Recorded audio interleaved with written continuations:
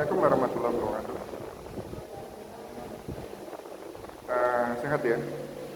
Ya terpaksa saya ulang lagi. Jadi alhamdulillah kita masih diberi kesehatan untuk bisa bertemu di pertemuan kedua ini. Jadi di pertemuan kedua ini kita membahas mengenai konsep dan analisa pemasaran. Jadi pengertian, konsep dan analisa pemasaran, hubungan antara konsep dan analisa pemasaran. Jadi untuk minggu lalu sudah saya jelaskan sedikit saat saya menjelaskan proses kuliah ya. Jadi di sini ada dua gambar ya. Yang atas ini konsep pemasaran dan yang bawah adalah analisis pemasaran. Jadi ada hubungan sekali lagi, jadi sekalian memperdalam. Yang di atas adalah konsep dan bawah adalah analisis pemasarannya. Jadi konsep pemasaran ini pemasaran bermula dari adanya kebutuhan dan keinginan. Ya. Kebutuhan itu apa? Kebutuhan ada satu dirasa kurang sejak manusia lahir. Dari sononya sudah ada. Kemudian karena ada faktor lingkungan, muncul keinginan yang berbeda-beda dari setiap manusia. Jadi keinginan adalah sesuatu yang dirasa kurang karena faktor lingkungan. Ya. Karena kebutuhan adalah sesuatu yang dirasa kurang dari setiap manusia lahir, dari sononya. Sedangkan keinginan adalah sesuatu yang dirasa kurang karena faktor lingkungan. Jadi misalnya saya contohkan tadi ya, saya contohkan untuk Mareta dengan Putri. Ya. Manusia butuh makan, ya, sejak lahir. Manusia butuh minum, manusia butuh pakaian karena untuk melindungi kulit. Butuh minum karena haus, butuh makan karena lapar misalnya. Jadi misalnya Mareta dan Putri butuh makan, butuh beras misalnya. Ya. Karena faktor lingkungan.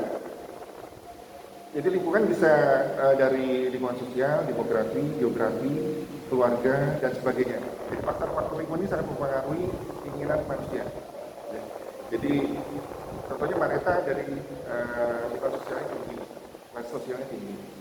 Putri kelas sosialnya menengah ke bawah. Sama-sama butuh beras, tapi keinginan dua anak ini beda. Mareta ingin membeli beras yang mahal misalnya, merek itu terkenal. Putri ingin beras yang menengah ke bawah atau biasa-biasa saja. Jadi karena faktor lingkungan saja, ya. Sama-sama beras dibutuhkan untuk makan. Ya. Sama halnya misalnya dari geografi ya. Geografi itu peta ya, peta bumi, peta letak wilayah di bumi. Jadi untuk masyarakat di Eropa dengan Indonesia yang tropis mungkin sama-sama butuh pakaian, ya. Butuh pakaian. Tapi keinginannya mungkin beda karena faktor geografis tadi. Masyarakat di Eropa mungkin butuh pakaian yang agak tebal karena dingin. Ya, sedangkan manusia rakyat Indonesia, masyarakat Indonesia butuh pakaian yang biasa-biasa saja. Itu karena faktor lingkungan. Jadi keinginannya seperti dirasa kurang karena faktor lingkungan. Nah ini analisanya untuk mengetahui kebutuhan keinginan kita analisa lingkungan. Ya, kita menggunakan analisa lingkungan untuk mengetahui kebutuhan dan keinginan. Kebutuhan tidak dapat diciptakan oleh pemasar, sedangkan keinginan bisa diciptakan oleh pemasar. Karena kebutuhan memang dirasa kurang dari sononya sudah ada. Ya. Permintaan muncul apabila keinginan ini disertai daya beli. Jadi apabila konsumen sedang mempunyai daya beli, dari keinginan tadi akan muncul permintaan. Jadi permintaan adalah keinginan yang disertai dari beli. Jadi kalau kalian sudah mempunyai kemampuan untuk membeli, maka ada muncul permintaan order ke barang ini seperti itu. Nah untuk permintaan, besar permintaan atau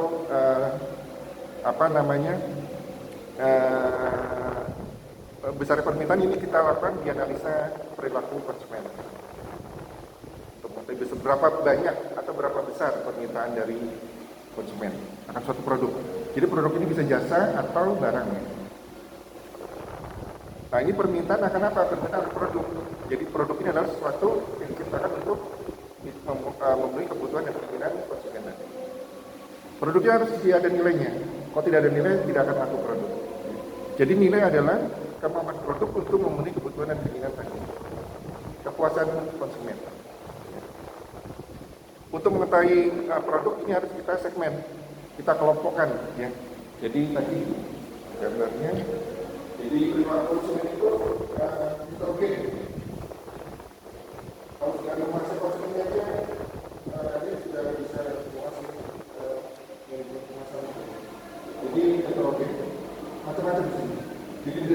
demografi pendidikan mungkin ada usia balita, usia balita, usia dewasa, usia orang tua dan sebagainya. Kemudian dari segi pendapatan atas sudah dari tingkat sosial dari high class dan kalau kita sudah segmen, jadi ini kita segmen. Segmentasi adalah pengelompokan. Jadi dari kalau kita mau memilih, jadi kebutuhannya sama sekali. Ada kebutuhannya apa? Dewasa atau kelompokan. Orang tua kebutuhannya apa? Kemudian yang kelas naik sosial kebutuhannya apa? Yang menengah bawah apa? Sekarang kita buat produk. Kita cek di sini. Agar produk tersebut bernilai, ini kita belajar. Tapi kita menentukan pasar-pasar, menentukan pasar mana yang kita masuk. Jadi kita masuk. Semua mungkin bisa kita masukin semasuknya, tapi tidak mungkin biayanya besar, biaya promosinya besar. Jadi tidak mengenang untuk kita masuk. Tadi makanan bayi. Sesuatu kita ibu-ibu yang muda yang baru melahirkan. Kalau kita misalnya orang tua sudah dewasa semua, tidak menengah. Khususnya kita promosi misalnya iklan di TV. Jam-jam berapa ibu bukan biasanya melihat TV, mendengar radio. Kalau kita lakukan awal itu sudah tidak berlaku. Jadi misalnya sudah tidak berlaku.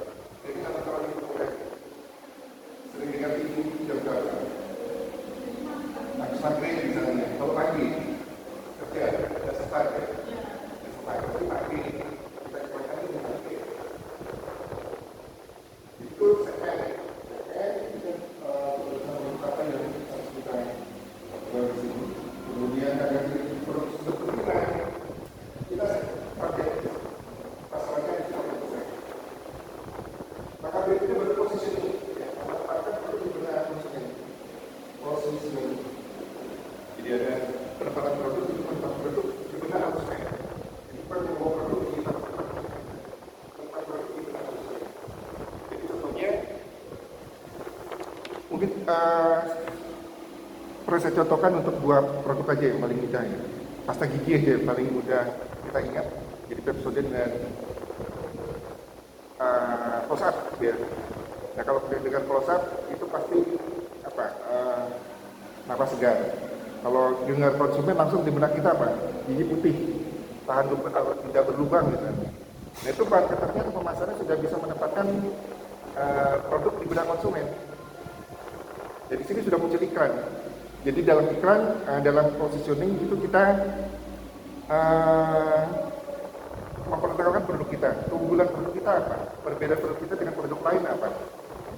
Ya, jadi perbedaan produk kita tekankan dan keunggulannya apa? Itu positioning, tempat produk di benak konsumen.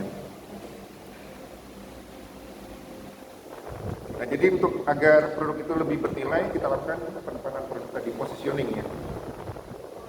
Kemudian inti dari pemasaran adalah pertukaran. Ya. Tolak ukurnya adalah transaksi.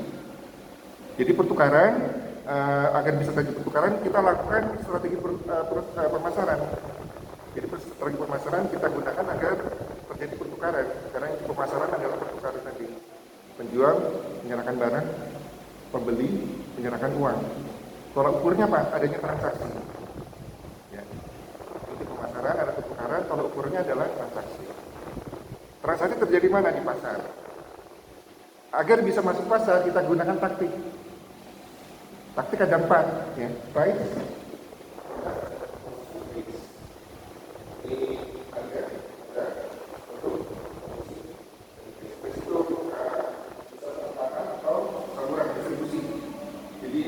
bagaimana kita barang ini bisa sampai ke konsumen. Ada saluran uangnya. Berarti dari pabrik langsung ke konsumen. Ada satu tingkat dari pabrik distributor ke konsumen. Ada 2 tingkat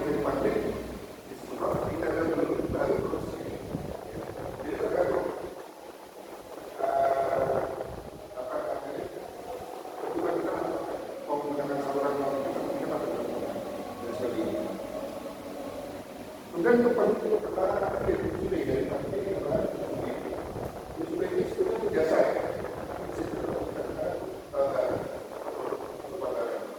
Jadi dari pasti cuma dari tangan saja sekarang ini. Kemudian ada proses sekarang. Jadi dari pasti karena jadi kalau sekarang ini sekarang bangunannya.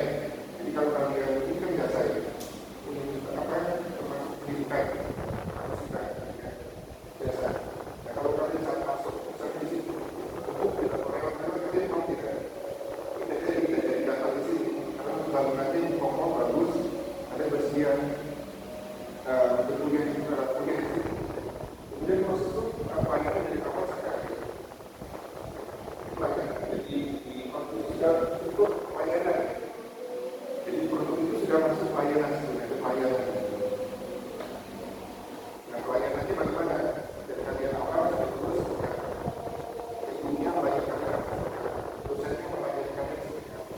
Kemudian ada bagi pelakunya. Jadi dari itu kompetensinya seperti apa? Mampu tidak dia seperti itu. Dosen juga mampu tidak seperti itu. Walaupun prosesnya jasa tapi setelah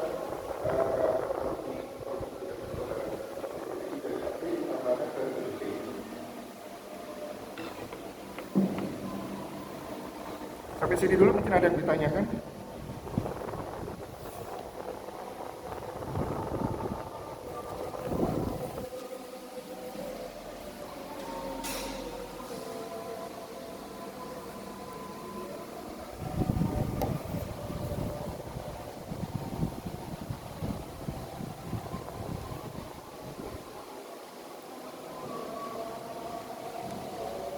Nah untuk penjelasannya ada di sini ya. Jadi nanti bisa kalian baca ini sudah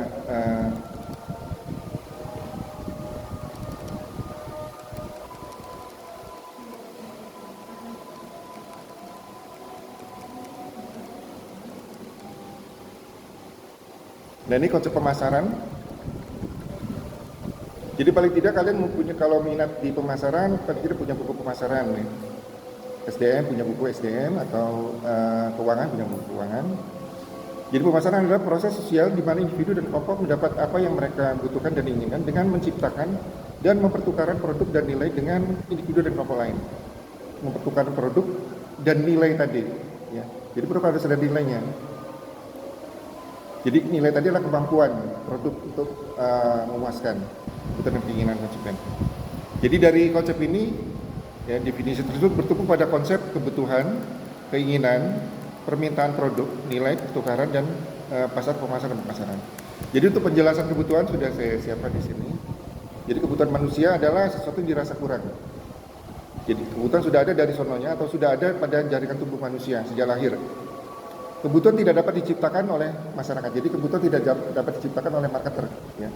Jadi kalau ada buku yang mengatakan kebutuhan bisa diciptakan, sebetulnya salah. Tapi keinginan bisa. Ya, keinginan bisa diciptakan oleh pemasar atau marketer. Kemudian keinginan di sini bisa kalian baca sendiri nanti. Keinginan adalah sesuatu yang dirasa kurang karena lingkungan tadi. Jadi faktor lingkungan macam-macam, ada sosial, ada demografi, geografi, faktor keluarga, teman dan sebagainya. Ya. Jadi keinginan manusia sangat beraneka ragam, bahkan tidak terbatas. Ya. Tetapi alat pemuasnya terbatas sehingga muncul masalah tersebut. Kemudian permintaan di sini.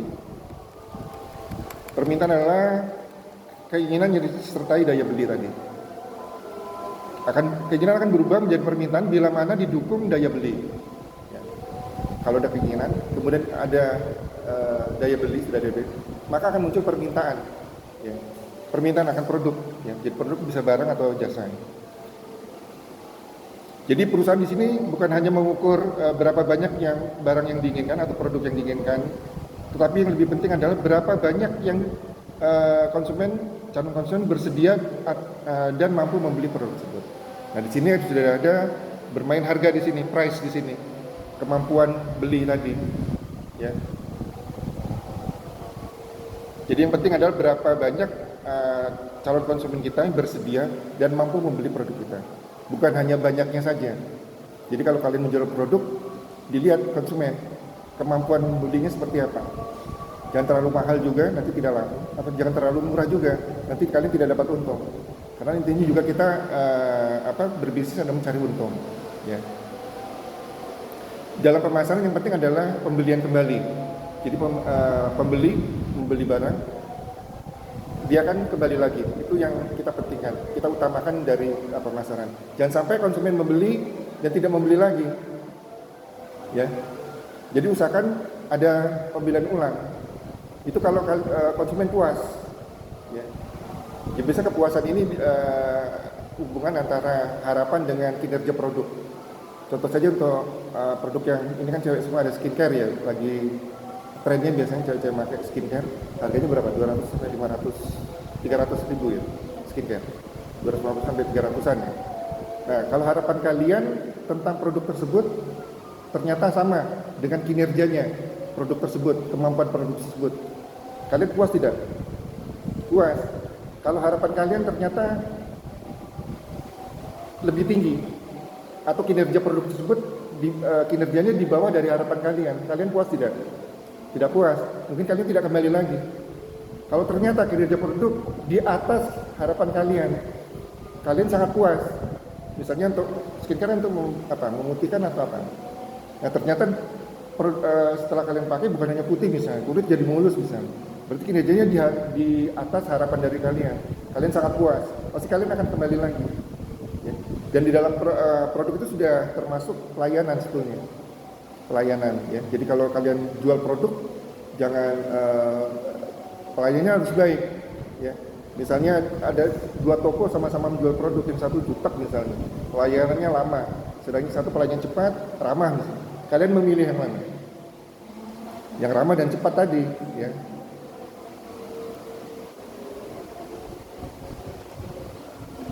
Dan kemudian ada produk di sini. Jadi produk adalah sesuatu yang dapat ditawarkan guna memuaskan kebutuhan dan keinginan tadi. Ya. Inti produk adalah pelayanan dan manfaat. Nah, inti produk adalah pelayanan dan manfaat tadi. Manfaat atau kinerja produk tadi. Ya. Jadi dalam produk sudah termasuk pelayanan. Ya. Jangan menjual baru, ini Pak, gini-gini. Nah itu nanti malah nggak laku nanti. Jadi pelayanan kita seperti apa?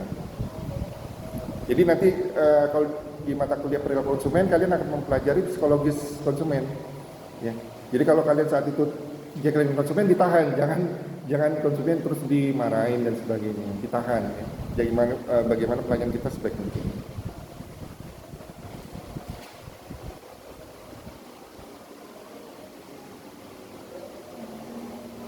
Sedangkan manfaat adalah taksiran konsumen mengenai kapasitas keseluruhan suatu produk untuk memuaskan kebutuhan. Tadi kinerja produk tadi. Nah, di sini ada nilai adalah kemampuan produk untuk memberikan kepuasan. Nilai tadi. Konsumen hanya mau membeli produk yang bernilai karena mereka memandang bahwa produk tersebut mempunyai nilai dan manfaat yang lebih dibanding harganya. Atau dibanding dengan misal tadi harga 250 ya. Nilai dan manfaatnya di atas itu atau tidak, atau sama ya. Kalau ternyata manfaatnya di atas harga itu, kalian sangat puas. Atau sama, misalnya kalian menaksir sama, berarti kalian puas gitu. Kalian kemungkinan akan kembali lagi ya. Sedangkan pertukaran di sini, pertukaran adalah tindakan seseorang memperoleh produk yang diinginkan dengan menawarkan sesuatu sebagai ganti. Disinilah awal mula pemasaran terbentuk ya, pertukaran. Awal mula pemasaran terbentuk. Dengan kata lain, pemasaran terjadi bila mana seseorang memutuskan untuk memasang kebutuhan dan keinginannya melalui pertukaran. Dengan pertukaran, produk akan bernilai lebih tinggi lagi. Ya. Kemudian transaksi, jika pertukaran merupakan konsep inti pemasaran, tolak ukurnya adalah transaksi. Jadi di dua pihak dikatakan terlibat pertukaran jika bernegosiasi dan bergerak ke arah kesepakatan, ya. Kesepakatan tercapai, maka transaksi akan tercapai juga. Sedangkan pasar di sini himpunan penjual pembeli aktual dan pembeli potensial suatu produk. Jadi potensial ini adalah suatu istilah ya dari kata potensi yang berarti memiliki kemampuan namun belum tercapai untuk saat ini ya. Untuk yang ini ya, untuk yang nah ini ya, ada pembeli aktual dan pembeli potensial. Potensial itu belum tercapai tapi sudah ada kemampuan untuk membeli. Mungkin dari sini dulu. Ada yang mau ditanyakan? Atau pasar adalah bertemunya penjual dan pembeli ini ya. Potensi mengadakan transaksi atas suatu produk yang bernilai dan dapat memuaskan kebutuhan itu. Untuk analisis pemasarannya saya jelaskan minggu depan saja. Jadi yang penting konsepnya kalian pahami dulu. Ini konsep dasar dan akan terbawa terus saat kalian nanti menjadi marketer atau menjadi pemasar yang handal. Jadi konsep dasar ini kalian pahami dulu dengan baik ya.